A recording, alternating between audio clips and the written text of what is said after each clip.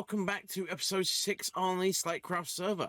I hope you guys are having an awesome day. Now, as you probably can tell behind me, we have finished the build of the outside, or at least on the Desert Temple, which is looking really cool. And the reason that I join you from the top of a column of coal is because I want to show you the second thing I've been working on between episodes, and that is this. Now, this is our second big project, and you're thinking, why, Teddy, are you already started on the second big project when you've not finished the first one? Very simple. The first one is full of villagers, which we'll get to in just a moment. I need crops to be able to feed my villagers, and my plan for this desert is we're going to have a big desert oasis in the form of the Hanging Gardens of Babylon. Yeah. Now, I'm going to put a photo representation or a picture representation of what I'm going to be building from a picture I found on the internet. It's not going to be exactly the same as this, so I'm not going to give credit to the person who built this because I don't know who the person who built this was. I am just usually using this as a reference, but this is what we're going to be building, and this is where we start. We have got 120 by 120 area marked out, and we got our little first staircase in here. But the reason I'm doing this is I'm going to get the ground floor in place once I've finished laying up how I want it to be on the outside, and then we are going to put our farms in the underground effectively, because this staircase goes up to the first level, and then the second staircase goes up to the second level, and so on and so forth, as you saw from the picture. So that's what's going to happen. So I'm going to quickly come down, and I am going to show you and analyze the villagers. So as you can see in here, we have got the next part of our villager trading area in place, and we have got a few more villagers. Now, if you're part of the streams over on twitch.tv/TeddyLegendGaming, you'll know what we have going on. And one of the rewards we have at the moment for the viewers is you get villagers named after you. So we've got Snowy's mending guy here. He is the first villager we cured up, and he has been named after Snowy. And these are, I'm pretty sure I had this one and possibly this one at the end of the last episode, and we have now got another 3, and they have varying traits. This guy's got efficiency 4. This guy has got power 5. So I figured I need to get another bow at some point, so I figured power 5 would be quite handy to have. This guy has got looting 3, which is useful, and, you know, these guys, silk touch, very useful to have silk touch. And then we've got mending guy Nimrod Dos, who has mending, and unbreaking 3, extremely handy. And yeah, so I have been gradually working up the villagers, but obviously I'm getting to the point now where I'm gonna need crops because, you know, my emerald supply is diminishing. And yes, our friendly guy who wants to buy my rotten flesh is quite happily buying the rotten flesh, but that means me AFKing up the top, and we haven't got time to keep doing that when we're building a lot. So what we're going to do is get more villagers and get our crop areas in place. So I'm going to go back to mining out the area. I am going to go back to re-landscaping the area over by where the river was, because we are landscaping over there. If I quickly fly over and show you guys what we've got going on. We are landscaping this to make it fit in and make this all fit. And we will be landscaping over here to kind of draw this back a little bit, because I don't want a sharp cut there. That's going to be too harsh. So we got to landscape that out to make that fit as well, which should be quite cool. And obviously we're going to dig all this out, this layer here and this layer here, and we're going to put torches all through to light it up invisibly, which is very important to do as well. So yeah, let me cut away. I will get back to doing my mining of my sand and re-landscaping everything around here, and I'll come back to you guys hopefully with a finished base area at least of this thing in place.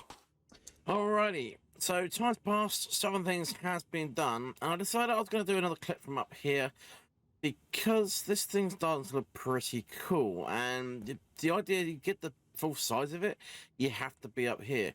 Now, the base area is in on the outside of it. It's looking really quite funky as well. Let's go fly down this way. I'll give you guys a good look at it. So this is what the base looks like. This will be all filled with water, all in here.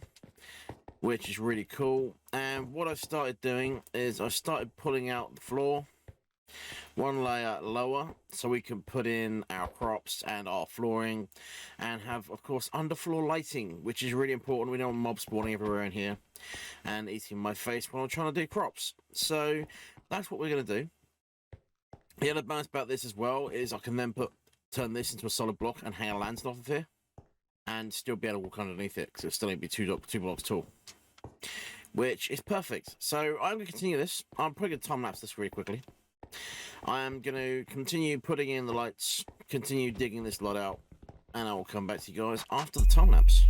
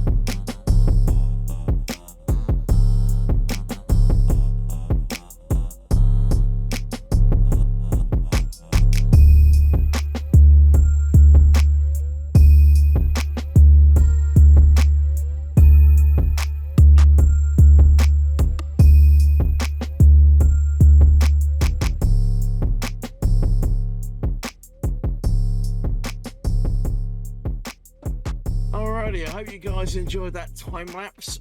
For you, it was about 5 minutes. For me, it was about 4 hours, and it was quite a long one. I had to cut quite a lot out of that one, and yeah, reduced the amount of time down significantly. But in the end of it, we have got this. Now, I haven't got the water and the lighting in those two over there, but we have got all the dirt / grass in place.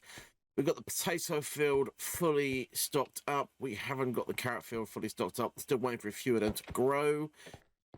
But it means we are in position where we can get on with other things now as well, including getting the roof on this thing, getting the hanging lanterns going on, and getting the internal walls decorated how we want them as well. So that is going to be our next job. We are going to get the internal decoration set for this thing. We have got a bit of smooth sandstone cooked off in the furnace right now.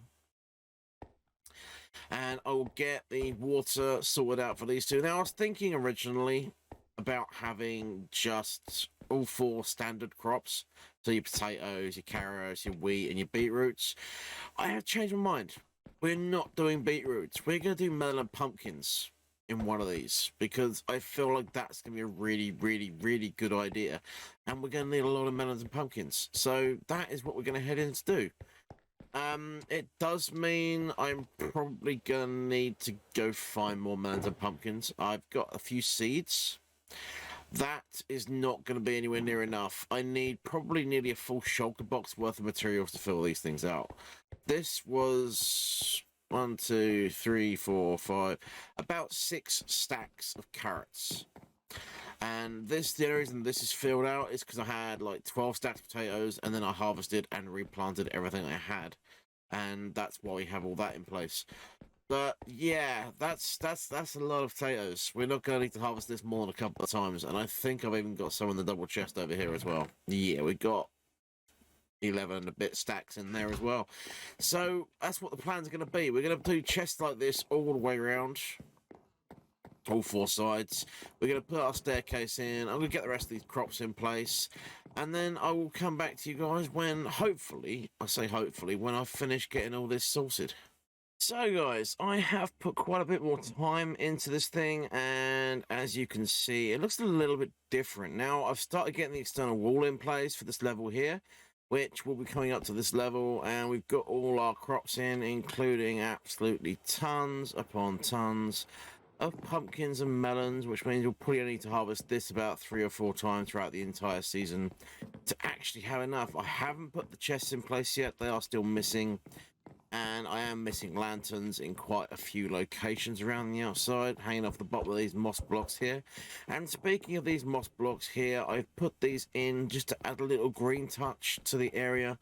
These bits here will be eventually filled with water, and this will be our waterfall coming down into the moat around the outside. And yeah, this is looking really, really quite good at this point in time, and I'm extremely happy with how we're coming along. Now, I've run out of materials again. Teddy has run out of smooth sandstone, so we are getting some more cooked up. But unfortunately, while I'm waiting for that to happen, it's going to be happening between episodes because I have run out of time for this episode. I hope you guys have enjoyed the episode today. If you enjoyed it, hit the like button. If you've really loved it, hit subscribe. And I will catch you guys in the next one. Thanks so much for watching. Bye-bye for now.